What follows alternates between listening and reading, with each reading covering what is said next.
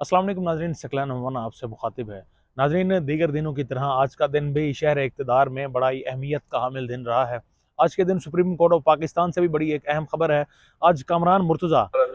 Senator Kamran Murtaza जो कि supreme court of Pakistan में आज पेश हुए, उन्होंने वहाँ पर आज एप्लीकेशन एक सबमिट करवाई थी। इससे पहले एक इस्तदा की गई थी कि जो लॉन्ग मार्च खान साहब इस्लामाबाद की जानिब मूव कर रहे हैं, लॉन्ग मार्च लेकर आ रहे हैं, यानी इस वक्त खान साहब तो लाहौर में है, लेकिन उनके जो दीगर पार्टी के लीडर्स हैं, जिनमें शाह महमूद कुरैशी शामिल हैं, असद उमर शामिल हैं, जो लॉन्ग मार्च से दो मुख्तलिफ सिमतों से इस वक्त इस्लामाबाद की जानिब बढ़ रहे हैं, तो उन्होंने इस्तदा की है कि इस लॉन्ग मार्च को रोका जाए। तो इस पर नाजरीन आज बड़ी एक अहम पेशरफ्त हुई है सुप्रीम कोर्ट ऑफ पाकिस्तान में। सुप्रीम कोर्ट ऑफ पाकिस्तान के चीफ जस्टिस उमर अता बंदयाल, जबकि जो जस्टिस हैं इस वक्त सुप्रीम कोर्ट ऑफ पाकिस्तान में पहुंचे हैं इस्लामाबाद हाई कोर्ट से, जस्टिस अतर मिनल्ला साहब वो आज मौजूद थे, जबकि आयशा मलिक, जस्टिस आयशा मलिक साहिबा वो भी आज मौजूद थी। आज जब इस इस्तदा पर आज समाअत शुरू हुई तो समाअत में चीफ जस्टिस इस वक्त इस्लामाबाद उमर अता बंदयाल साहब और जस्टिस अतर मिनल्ला दोनों ने इस इस्तदा को मुस्तरद किया है। उनका जो वाज़ेह पॉइंट था वो यही था कि जब लॉन्ग मार्च इस्लामाबाद की जानिब आएगा और अगर उसमें कोई गैर आइनी उसमें अगर कोई ऐसा अमल देखा गया तो उसके बाद इसके खिलाफ supreme court of Pakistan action लेगी। तो आज जो यानी कामरान मुर्तज़ा यानी पीडीएम की एक और चाल आप यूं समझ लें कि आज नाकाम हो चुकी है। जिस तरीके से सुप्रीम कोर्ट ऑफ पाकिस्तान में उन्हें उम्मीद थी कि शायद सुप्रीम कोर्ट ऑफ पाकिस्तान इस इस्लामाबाद की जानिब बढ़ते हुए लॉन्ग मार्च को रोकने में अपना रोल प्ले कर पाएगी, लेकिन उन्हें आज बड़ी सुख्ती का सामना करना पड़ा है कि सुप्रीम कोर्ट ऑफ पाकिस्तान ने उनकी इस इस्तदा को आज मुस्तरद कर दिया है। और उनका वाज़ेह मैसेज था कि अगर गैर आइनी कुछ किया गया लॉन्ग मार्च में, चूँकि लॉन्ग मार्च हो या प्रोटेस्ट हो, वो तमाम जमातों का बुनियादी हक है और इस हक से अब तक ना किसी को महरूम रखा गया है और ना ही अब पीटीआई को रखा जाएगा। तो वो अगर लॉन्ग मार्च की सूरत में इस्लामाबाद आते हैं तो उन्हें वेलकम किया जाएगा, उन्हें ऐसा कोई उनके खिलाफ यानी उनकी नहीं रोका जाएगा। हाँ, बिलफर्ज अगर गैर आइनी कोई काम होता है तो उसके बाद उनको यानी पीटीआई को और उसके लॉन्ग मार्च के खिलाफ action supreme court of Pakistan लेगी। इसके अलावा नाज़रीन आज एक मरतबा फिर जिस तरीके से मंडे से मुसलसल पीटीआई के जो सेनेटर्स हैं, पीटीआई के जो लीडर्स हैं, वो मुसलसल सुप्रीम कोर्ट ऑफ पाकिस्तान के बाहर जाते हैं और वहाँ पर अपना प्रोटेस्ट रिकॉर्ड कराते हैं। आखिर उनका प्रोटेस्ट किस बुनियाद, उसकी बुनियाद क्या है, क्यों प्रोटेस्ट रोज़ाना की बुनियादों पर पीटीआई की लीडरशिप, पीटीआई के अपोजिशन लीडर इस वक्त शहजाद वसीम साहब और आजम स्वाति साहब, वो दोनों और दीगर भी लीडरशिप के साथ जाते हैं सुप्रीम कोर्ट ऑफ पाकिस्तान और वहाँ अपना प्रोटेस्ट क्यों रिकॉर्ड कराते हैं। तो उसकी नाज़रीन बुनियादी वजह यही है कि एफआईआर जो फॉर्मर प्राइम मिनिस्टर पर कातिलाना हमला हुआ उसके खिलाफ एक एफआईआर करवाई जानी चाहिए थी पीटीआई की जानिब से। पीटीआई की कोशिश थी कि एक एफआईआर दर्ज करवाई जाए और एफआईआर में जो मतलूबा नाम है, जो इमरान खान साहब former prime minister of Pakistan, उन्होंने 3 मतलूबा नाम दिए थे, जिनमें इंटीरियर मिनिस्ट्री यानी वज़ीर दाखिला राना सनाउल्लाह का नाम शामिल था और इस वक्त पाकिस्तान के प्राइम मिनिस्टर शहबाज शरीफ का नाम शामिल था, जबकि उसमें मेजर जनरल फैसल, इसका इन तीनों का नाम शामिल था। ये 3 नाम दिए थे फॉर्मर प्राइम मिनिस्टर ने कि ये 3 लोग हैं जिन्होंने उन पर हमला करने की कोशिश की है, लेकिन अब तक उसकी एफआईआर दर्ज ना हो सकी। उस पर भी नाज़रीन सुप्रीम कोर्ट ऑफ पाकिस्तान को एक्शन लेना पड़ा और 24 आवर का टाइम दिया गया था आईजी पंजाब को कि वो एफआईआर को दर्ज करें।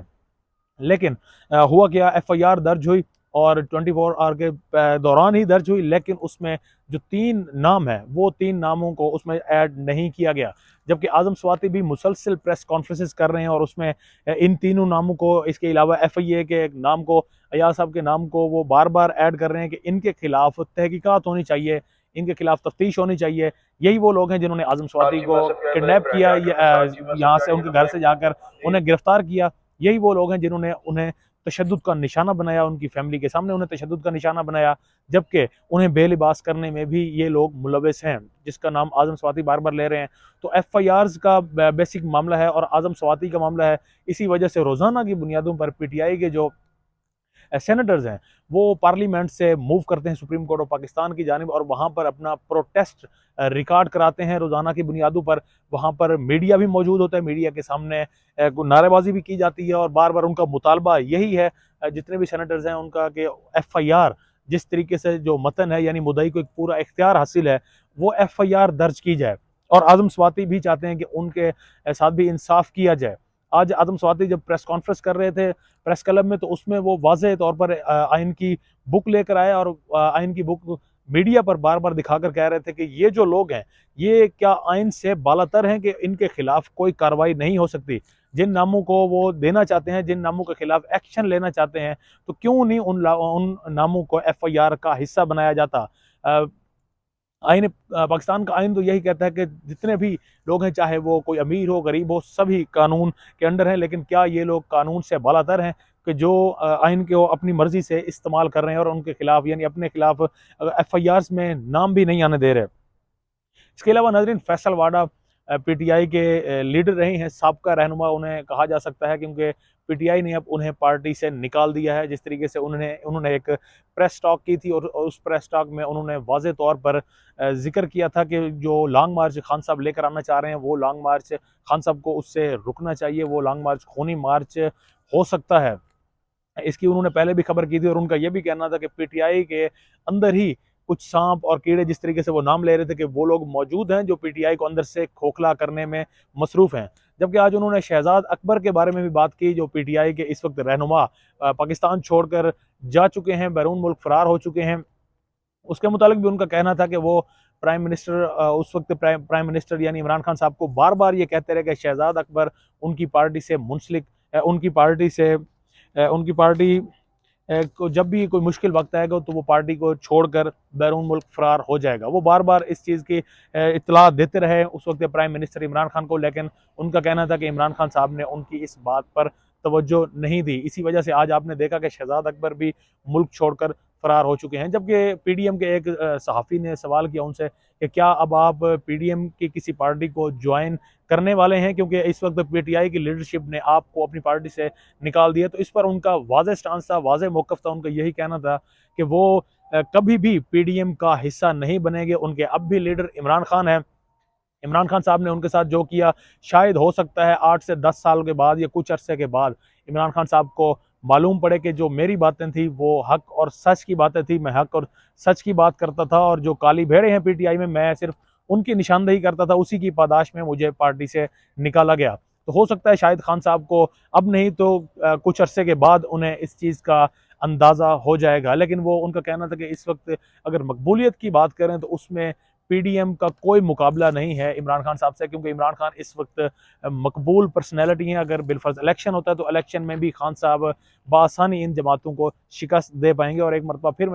मैं भी वाज़ेह करता चलूँ, उन्होंने भी बार बार वाज़ेह किया कि वो पीडीएम की किसी जमात का हिस्सा न पहले कभी रहे हैं और ना ही वो दोबारा किसी जमात का हिस्सा बनने के लिए जा रहे हैं। अब ज़रा नाज़रीन,